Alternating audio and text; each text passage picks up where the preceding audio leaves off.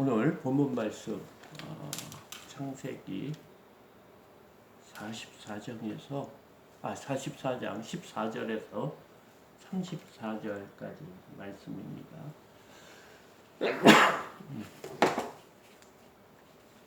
오늘 말씀이 좀 길어서 다 읽지는 못하고요. 이 흐르는 내용에 대해서 조금 보면서 은혜를 받고자 합니다. 이제 요셉과 그 형들 또 이제 그 모든 관계가 이제 얼굴은 이제 보고 요셉의 집에서 이렇게 오찬을 나눴습니다. 그리고 이제 2차로 살아온 곡물을 가지고 가나안 땅에 이렇게 돌아가는 길에 그 전에 요셉이 형제들의 그 자루 속에 자신이 사용하고 있는 은잔을 집어넣으라고 그랬어요.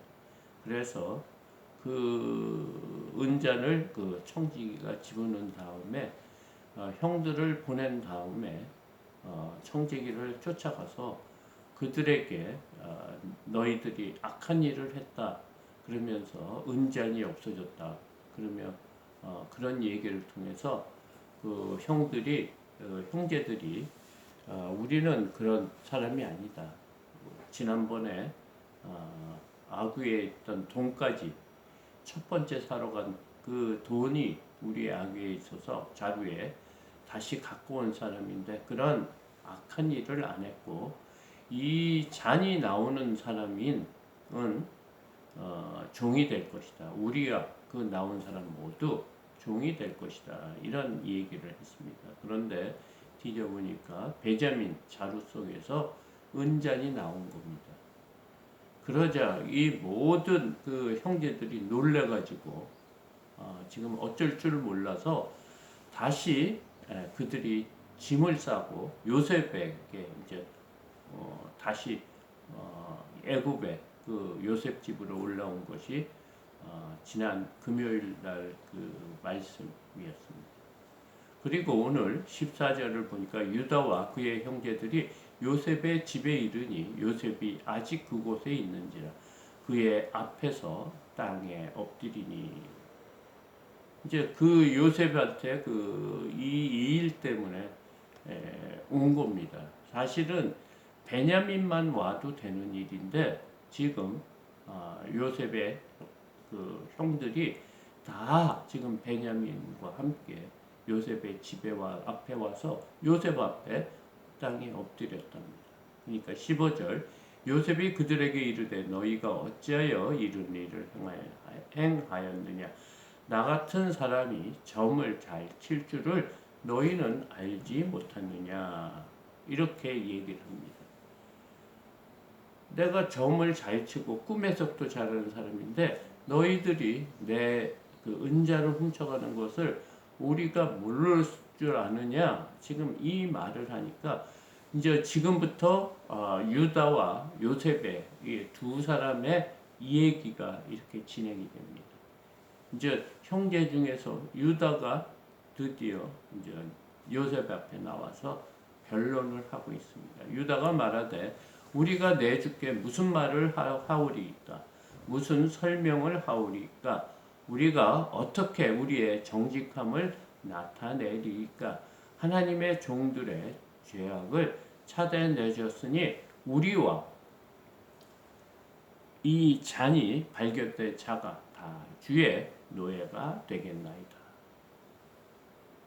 17절 요셉이 결코 그리하지 아니하리라.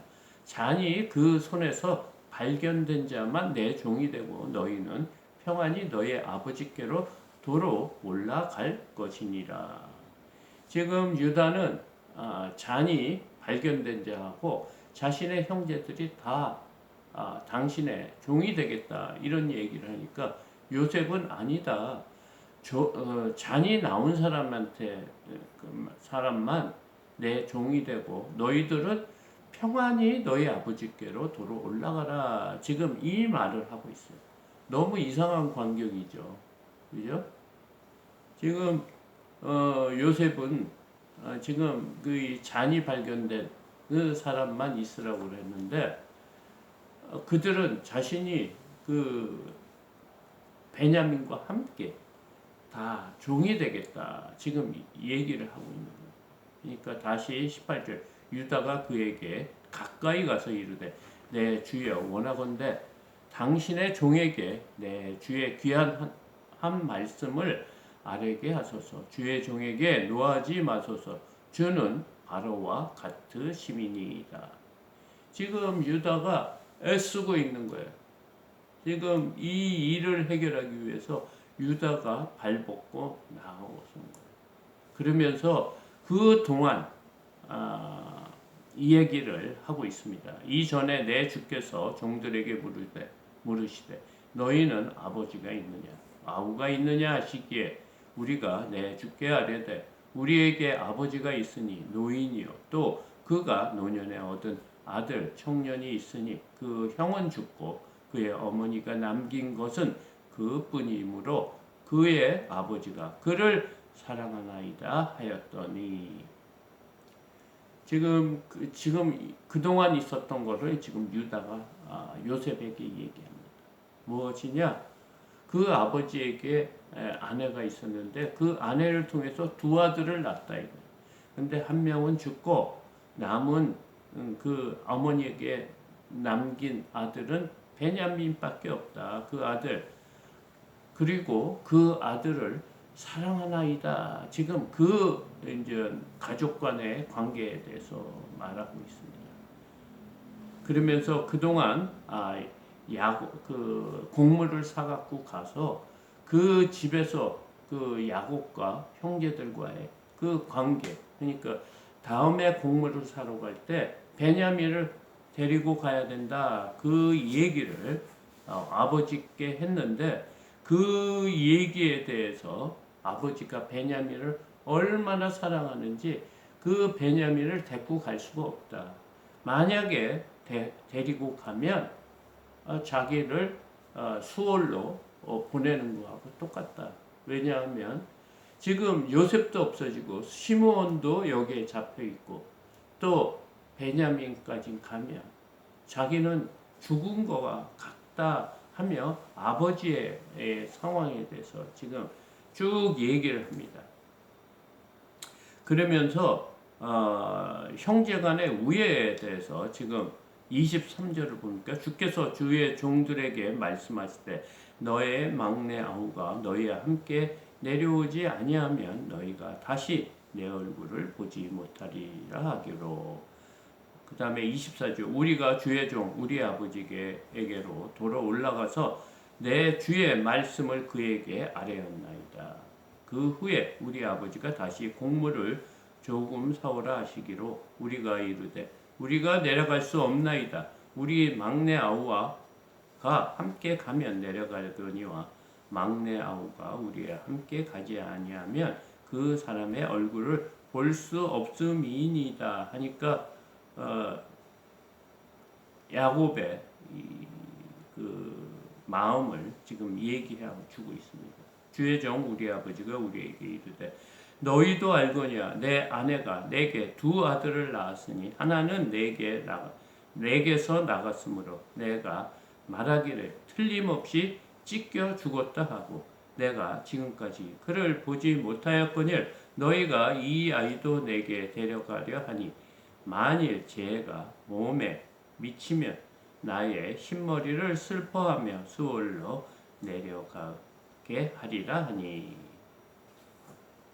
그러면서 아버지와 아버지와 베냐민의 관계를 지금 30절에서 이 얘기를 하고 있습니다. 아버지의 생명과 아이의 생명이 서로 하나로 묶여 있거늘. 지금 그 생명이 하나라는 거예요. 베냐민이 여기 있으면 아버지도 똑같이 노예로 사는 거하고 똑같이 되겠다. 그래서 베냐민과 아버지의 생명이 하나로 묶여 있다. 그래서 이제 내가 주의 종 아버지에게로 돌아갈 때 아이가 우리와 함께 가지 아니하면 아버지가 아이의 없음을 보고 죽으리니 이같이 되면 종들이 주의 종 우리 아버지가 흰머리로 슬퍼하며 수월로 내려가게 함이니이다. 지금 형제간의 우애도 지금 베냐민을 보호하고 있는 유다의 말 속에도 있고요. 또 아버지 야곱이 베냐민을 얼마나 사랑하고 있는지를 또 보여주고 있고, 지금 그 유다와 그 형제들과 아버지의 관계가 이렇게 아버지를 살리기 위해서 이렇게 노력하는 것을 세 가지 관계성을 지금 보여주고 있는 거예요. 그러니까 사실은 요셉이 이렇게 금잔을 집어넣고 지난번에 아귀에 그 돈을 도로 집어넣고 여러 가지 한 이유가 뭐냐면 야곱의 가정이 지금 아버지와 형제 간의 자식들과의 관계, 또 자식들 관계 안에서의 관계를 지금 보고 있는 거예요. 근데 지금 이 일로 지금 형제들과 가정이 회복된 것을 지금 알 수가 있습니다. 32절에 보니까 주의 종이 내 아버지에게 아이를 담보하기를 내가 이를 아버지께로 돌아오지 아니하면 영영이 아버지께로 죄짐을 지리이다 하였습니다.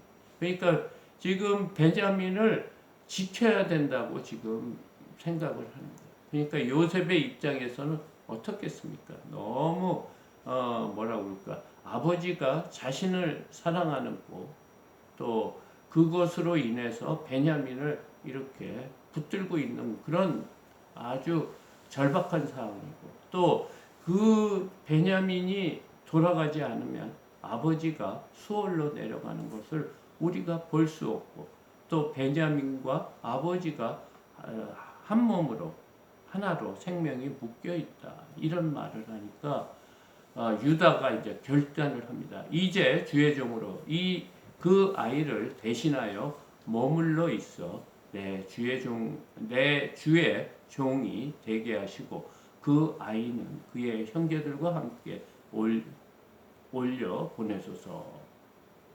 지금 이 이야기야. 자기가 남겠다는 거예요. 유다가 남아서 종이 되겠다. 지금 이 얘기를 하고 있습니다. 그래서 그 아이가 나와 함께 가지 아니하면 내가 어찌 내 아버지에게로 올라갈 수 있으리까? 두렵건대 제가 내 아버지에게 미침을 보리이다. 아버지에게 재해가 당하고 이 어려운 상황에 도저히 아버지를 위해서는 혼자 갈 수가 없고 베냐민을 보내야 된다, 이 말을 하고 있습니다. 지금 유다가 지금 이 형제들 가운데서 책임을 지고 이 일을 해결했어요. 예수님의 족보에 요셉의 자손이 예수님의 족보에 올라가는 것이 아니고 유다의 자손이 예수님의 족보에 올라가는 이유를 알겠어요. 하나님께서는 지금 여러 가지 어려운 상황에서 그 가족을 구하려고 애쓰는 유다의 마음을 본 것 같습니다.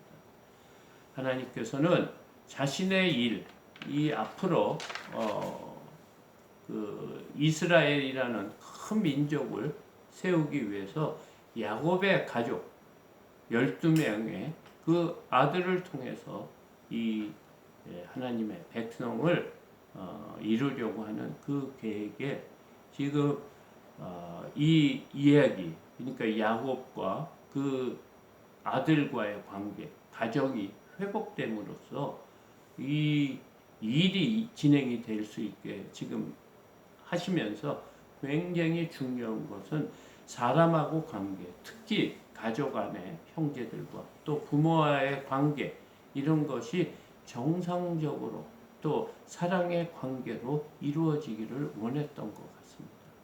그래서 사실 37절부터 야곱의 가족이 등장하고요. 그러면서 요셉이 채색 옷을 입고 또 형들에게 시기를 받고요. 또 38절에 갑자기 유다가 38장은 유다의 얘기가 나오고 39절에서는 요셉이 그 애굽에서 보디발 집에서 또 감옥에 간 것 39장은 그렇게 이루어지고 40장부터 요셉이 그 애굽의 총리가 된 겁니다. 그러니까 37장부터 사실 50장까지 창세기가 마칠 때까지 무엇에 관련된 얘기냐면 그 야곱의 형제들하고의 관계입니다. 하나님께서는 이 안에 그 형제들과 부모와 자식 또 형제 간의 우애에 대해서 굉장히 중요하게 다루시고 있는 것 같습니다. 그래서 우리의 삶 속에 또 우리 가정들이 또 하나님이 만들어진 가정 안에서의 모든 자녀와 부모의 관계를 잘 구성하고 잘 이끌고 가야 되는 것이 또 믿는 사람의 하나의 큰 일이라고 생각하고 오늘 말씀을 마치고자 합니다. 또 무더운 날씨에 건강 조심하고 또 이렇게 새벽 기도회를 우리가 담당할 수 있도록 또 힘도 주시고 건강 주시는 감사하기를 바랍니다. 주기도문으로 예배를 마치겠습니다.